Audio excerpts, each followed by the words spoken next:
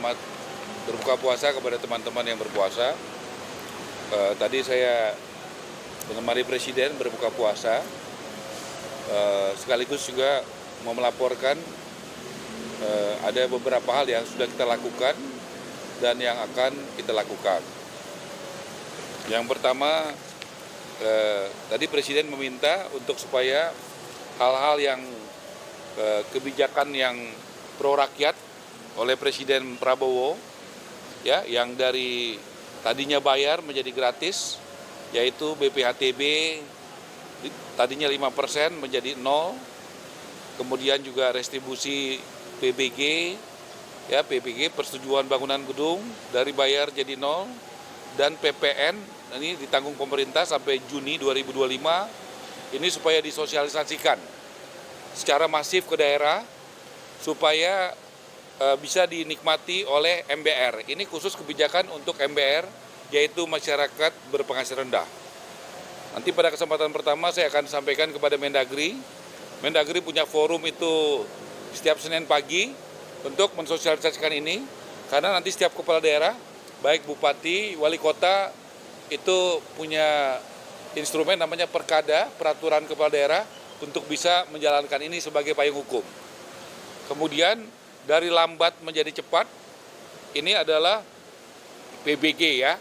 PBG itu dulu 45 hari, tapi misalnya di Subang itu bisa tidak sampai 1 jam, di Gianyar bisa 14 menit, kemudian di Badung juga bisa 17 menit, Badung ini di Bali, Sumedang juga bisa 53 menit, dan Tangerang 59 menit. Jadi Presiden Prabowo sangat pro kepada rakyat kecil, bagaimana kebijakan ini yang tadinya bayar jadi gratis, dan yang tadinya lama jadi cepat. Dan ini diminta untuk disosialisasikan dan dijalankan oleh semua kepala daerah di seluruh Indonesia.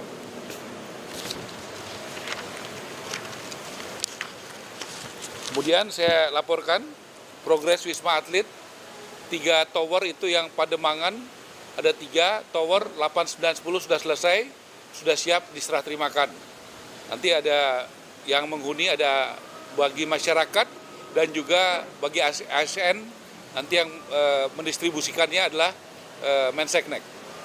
Ini di Wisma Atlet, karena ini adalah dulu adalah momentum yang sangat bersejarah buat bangsa kita, karena pada saat COVID itu begitu banyak dokter kita dan perawat yang berjuang, ya, yang menyelamatkan jiwa-jiwa warga Indonesia yang kena COVID. Jadi kita berusaha untuk membuatnya dengan sebaik-baiknya. Kemudian juga pembangunan tower di IKN, itu yang sudah selesai 20 tower. 20 tower ini sudah selesai, dan itu bisa digunakan. 20 tower sudah selesai. Kemudian ini capaian rumah subsidi, FLPP. Jadi saya bisa disorot, ya. Ini datanya.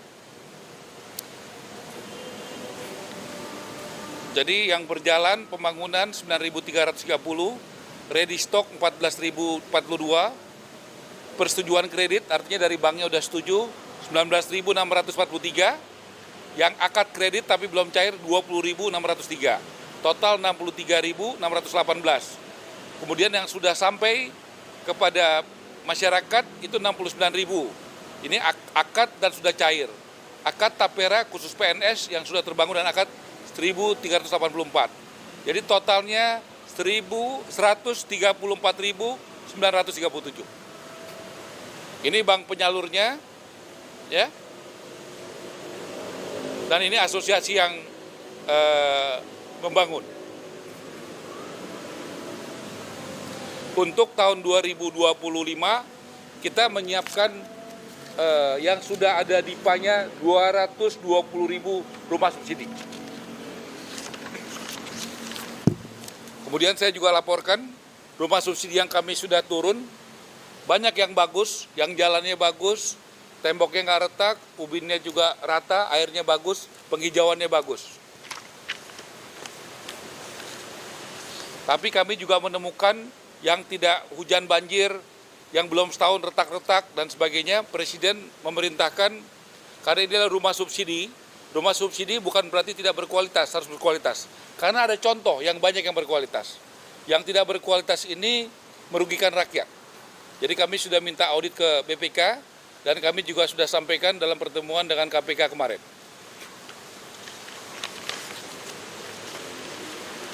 Kemudian kami laporkan, kami sudah melakukan groundbreaking dengan TNI Angkatan Darat. Ini dengan TNI Angkatan Darat, kami melakukannya di Serang. Total 5.760 unit. Ya, itu ada di beberapa tempat, yang ada di Brebes, ya, ada di Bogor, ada di Bantul, ada di Bekasi, dan ada di Serang. Kemudian juga kami sudah melakukan groundbreaking dengan Polri, dengan Bapak Kapolri di Kerawang. Total itu 14.389 unit. Nah ini, saya pikir teman-teman sebagian juga hadir. Kemudian mohon doanya, kita tanggal 25 Maret itu akan memulai menyerahkan kunci. Jadi bukan groundbreaking ya, menyerahkan kunci kepada guru-guru. Kita akan buat tanggal 25 Maret. Ada di Bogor, ada di Makassar, ada di Aceh dan Medan, ada di Pontianak, ada di Kupang, ada di Bangkalan, Madura, ada di Jayapura. Totalnya kita 20.000 unit rumah. 20.000 unit rumah, dan nanti pada saat penyerahan kunci simbolis pada tanggal 25 Maret, total itu sekitar 250 rumah. Sekitar 250 rumah. Kemudian kami sudah meminta waktu Presiden untuk bulan depan hadir pada saat penyerahan kepada warga negara Indonesia yang tidak punya gaji, ya, yang tidak punya gaji seperti pedagang sayur, pedagang bakso, dia tidak punya gaji, dia tapi punya usaha, dia punya penghasilan. Dan kami akan melakukannya di bulan April, ya, akhir April. Kita siapkan paling tidak sekitar 25.000 unit. Ya. Ini akan kita buat sekitar tanggal 25 April di Jawa Barat, Jawa Tengah, Sulawesi Selatan, Sumatera Selatan, Kalimantan Selatan, Nusa Tenggara Barat, dan masih banyak lagi daerah lainnya. Rencana kita akan pada saat akad, pas acara, paling enggak 1.000 orang, 1.000 kita akan serahkan. Tapi totalnya kita siapkan 29.000. Ya, secara bertahap. Tapi pada acara kita akan siapkan 1.000 unit minimal. Kami juga laporkan berkat kewibawaan Bapak Presiden, gotong royong CSR dari perusahaan swasta sudah jalan, dari Harum Energi, dari Agung Sedayu, dari Berau, kemudian akan jalan Adaro dan Astra. Kemudian juga pertengahan bulan depan, bulan April, kita akan mulai merenovasi paling tidak 500 dari Buddha Suci, Yayasan Buddha Suci, dan 200 dari Kadin di Tanah Tinggi. Itu sekitar tanggal 14 April, kita akan mulai itu. Kemudian Presiden meminta untuk memanfaatkan aset negara secara maksimal, yaitu tanah BUMN, khususnya kereta api, Perumnas, dan perkebunan. Kemudian juga di Dirjen Kekayaan Negara di bawah Kementerian Keuangan. Itu yang paling cepat kita, yang ex-BLBI, yang ada di Lipo Karawaci. Itu sebelah lapangan golf, itu akan segera kita manfaatkan karena itu idle, clear and clean, tidak bersengketa, dan tidak ada masyarakat di atasnya yang tinggal di situ.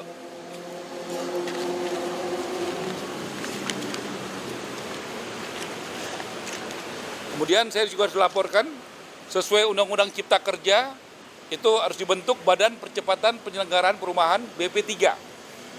BP3 ini adalah hunian berimbang, di mana pengembang kalau dia membangun satu rumah mewah, dia wajib membangun 2 rumah yang sedang dan 3 rumah yang sederhana. Ini untuk mengedepankan keadilan sosial. Jadi ini sangat penting bagaimana Bapak Presiden selalu dengan Pancasila dan Konstitusi ada keadilan sosial. Jadi BP3 ini akan segera kita bentuk supaya ini bisa berjalan soal keadilan. Saya rasa itu, terima kasih teman-teman. Saya rasa cukup ya.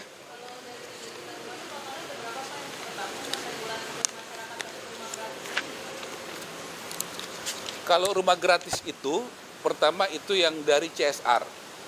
Contoh dari perusahaan-perusahaan dari Agung Sedayu, 250 di Tangerang, 500 di Berau. Nanti dari Adaro, itu yang gratis. Gitu ya. Kalau yang tadi saya jelaskan rumah subsidi. Nah, begitu. Kalau berapa totalnya, itu yang kita minta data dari Kementerian Dalam Negeri. Karena yang mengeluarkan izin, karena rumah itu kalau mau dibangun atau mau direnovasi mesti ada izinnya. Kita minta tolong kepada Mendagri supaya kepala daerah memberikan datanya kepada kita. Karena izinnya itu dari kita mau bangun rumah apa aja, komersial kah, subsidi kah, rusun kah, apartemen kah, itu kan harus ada izin. Izin itu namanya PBG, Persetujuan Bangunan Gedung. Dan itu adanya izinnya dari kepala daerah. Itu yang kita akan peroleh datanya dari Kementerian Dalam Negeri. Yang kita tadi sampaikan itu adalah rumah subsidi. Kenapa kita bisa kasih datanya? Karena dari Tapera. Tapera memberikan kepada bank penyalur. Jadi datanya itu tajam, detail gitu ya.